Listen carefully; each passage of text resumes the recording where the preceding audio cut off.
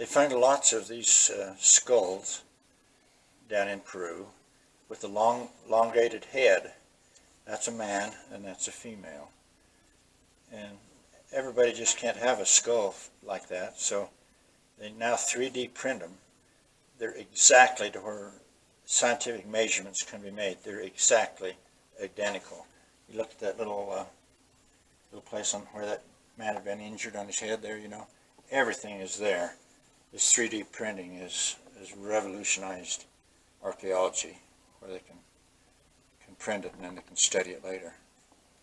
So tell us about the elongation. Of course, there's two frames of thought. There's the people that believe that it could have been alien breeding that came from, and then others believe that it was just a beauty deal so they would bind the heads of the little babies. But it has never been proven. They don't know. Of course, if you believe in aliens, then maybe you think that's there.